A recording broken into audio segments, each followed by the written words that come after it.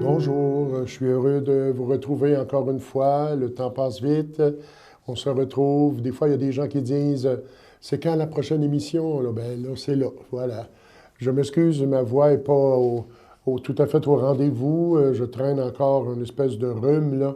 Alors, il paraît que c'est des mots qui courent, puis c'est pas la COVID que j'ai passé les tests. Alors, si elle coupe un petit peu des fois, ben soyez en action de grâce parce qu'il m'en reste quand même encore un peu. Cette fois-ci, on a réfléchi un peu et puis on s'est dit que ça serait important de donner une suite à un événement qui s'est produit il y a quand même quelques mois. On a appelé ça le synode.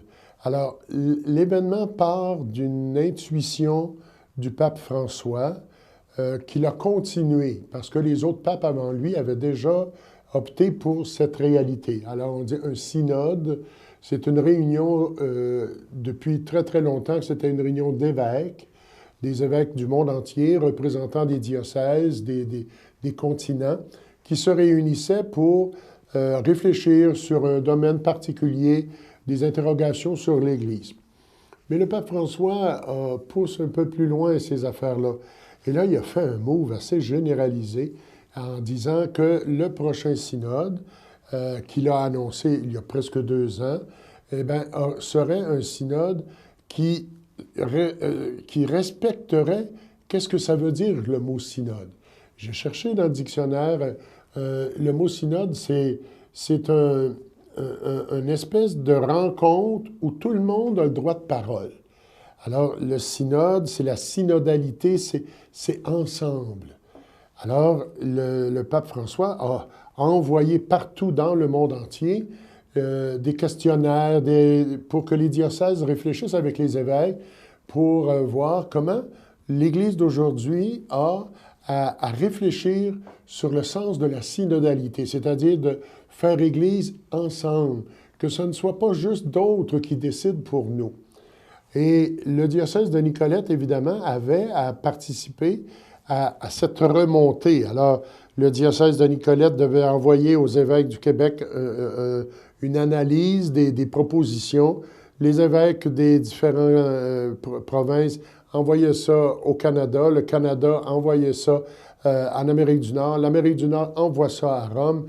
Et là, petit à petit, ben, ça se rencontre dans un document, quelque chose qui va servir à vraiment faire réfléchir les personnes qui vont participer à ce synode qui se fera sur 2 ans. D'habitude, c'était à 1 année, mais là, c'est 2 ans, compte tenu de l'importance de cet événement d'Église. Le diocèse de Nicolette a dit, bien, nous autres, là, c'est bien beau, on peut fournir des affaires là, pour Rome, mais pourquoi qu'on ne vivrait pas quelque chose ici? Alors, ils ont mis sur pied le Forum en Église. Et le Forum en Église a eu des répercussions inespérées. Avant, ça procédait comme ça. Là, les prêtres, eux autres, ils prêchaient. Ils sortaient la parole de Dieu puis ils disaient « Faites ceci, faites cela, faites pas ci, faites pas ça. » Bon, j'ai eu en cadeau des petits bonhommes comme ça. Alors, ils écoutaient la parole de Dieu, puis là, ils la proclamaient.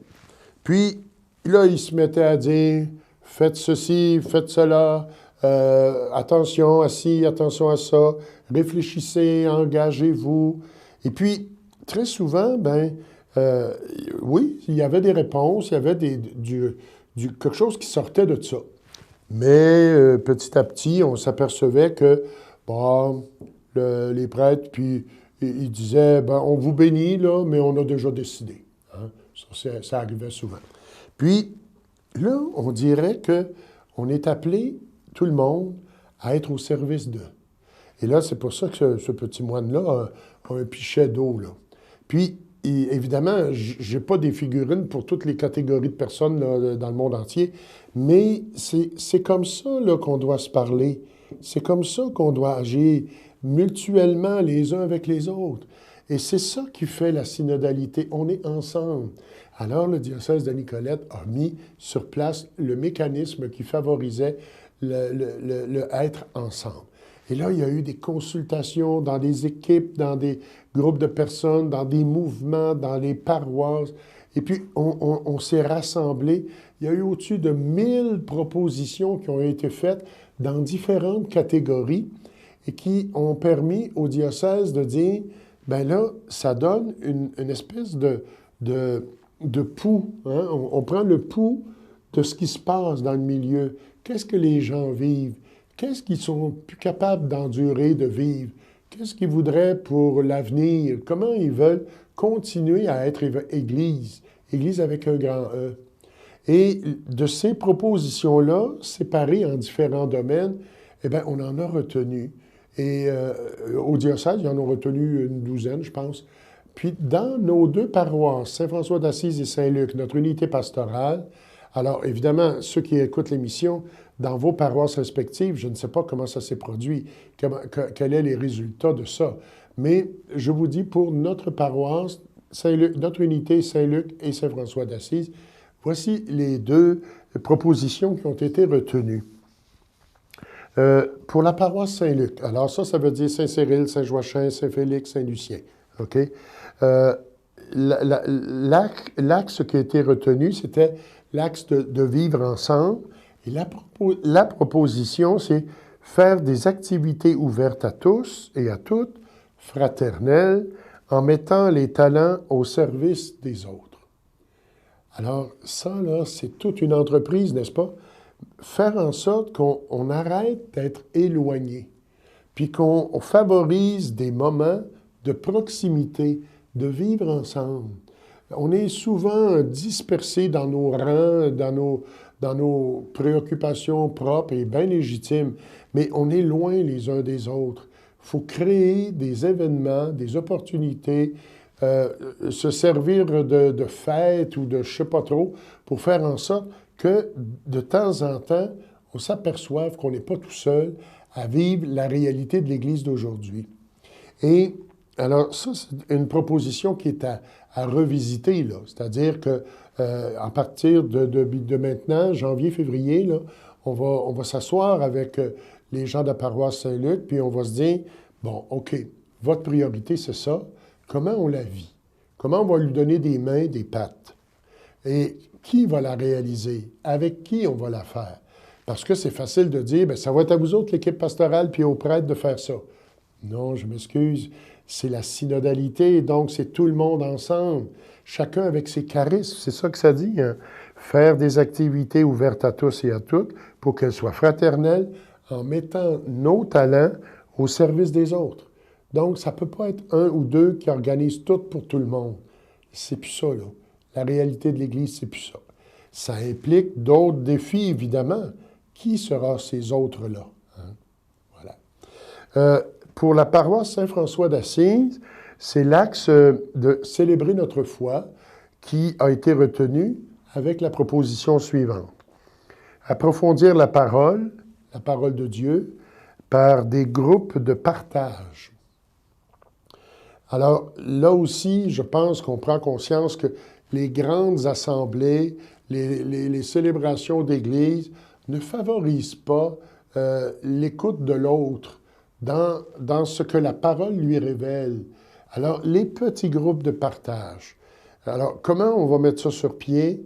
Parce que c'est la proposition retenue pour notre paroisse.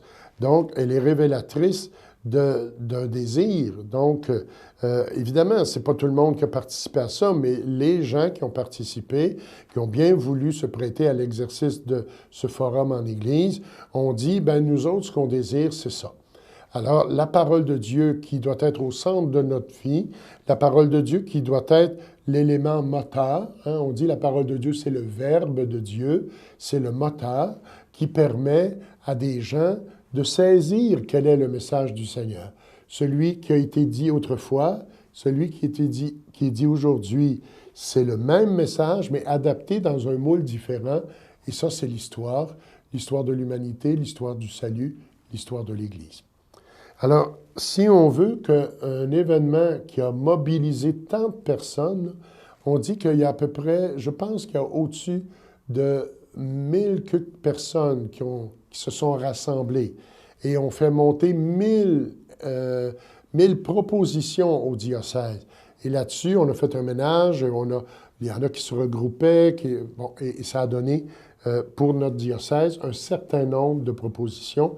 Et les deux qui ont été retenues pour nous dans notre unité pastorale sont les suivantes. Je les répète, pour Saint-Luc, faire des activités ouvertes à tous et à toutes, fraternelles, en mettant les talents au service des autres. Et pour celle de Saint-François d'Assise, approfondir la parole par des groupes de partage. Ça veut dire là, que les groupes, là, ils ne seront plus nécessairement de cette couleur-là. Ça veut dire que c'est plus juste les prêtres, là. C'est monsieur, madame, tout le monde. Ce sont des gens qui sont croyants, qui sont peut-être même incroyants, mais qui se laissent interpeller et puis qui ont un désir de se retrouver ensemble, un désir de faire famille, dans le fond. Et puis, ça va permettre à une Église voulue par l'Esprit Saint. Parce que nous autres, on dit l'analyse, la relecture que nous faisons de ce que nous avons vécu est parole de Dieu. C'est-à-dire qu'on s'est mis d'accord pour être ensemble. Puis, tu sais, le dicton qui dit tout seul, ça va bien plus vite, mais ensemble, on va bien plus loin, on l'exerce, là. Hein, on l'exerce. Et quand on a la foi chrétienne, on se dit, c'est pas pour rien que c'est de cette façon-là, puis avec ces propositions-là, que nous sommes appelés à continuer le chemin. Il y a un désir de l'Esprit Saint là-dedans, il y a une volonté de Dieu, il y a un message. Et ça, c'est pas dans l'ordre de la magie là, qu'on a entendu, qu'on a reçu un appel, etc., ou qu'il y en a un en particulier à qui ça arrive tout le temps, là, puis qu'il se révèle prophète pour dire c'est comme ça. Non, non. Quand on est ensemble, Jésus dit, je suis là au milieu d'eux. Et on a fait ensemble, et c'est devenu notre façon de faire. Donc, je résume, il va y avoir encore des rebondissements, des suites à ce forum en Église. Et puis nous autres, bien, on va essayer de se dire que c'est ensemble, ça c'est très important. On ne peut pas faire tout seul. Ça ne repose pas seulement, et surtout pas, et absolument pas sur l'équipe pastorale. Ça repose sur des chrétiens, des baptisés, des hommes et des femmes de bonne volonté qui ont le goût de vivre quelque chose en Église et de la parole de Dieu. Alors, sois aux aguets de certaines choses qui pourraient nous permettre de te sentir interpellé. Puis nous autres aussi, on va interpeller du monde. Et ça sera notre façon à nous d'avoir collaboré à la mission de l'Église d'aujourd'hui. Alors, je vous souhaite un bel avenir dans les réalités du synode et j'espère que notre prochain évêque, le nouvel évêque qui est avec nous maintenant, aura ce désir d'embarquer avec nous dans ce mouvement d'Église. Alors, au revoir et puis bonne route à chacun, chacune et puis merci de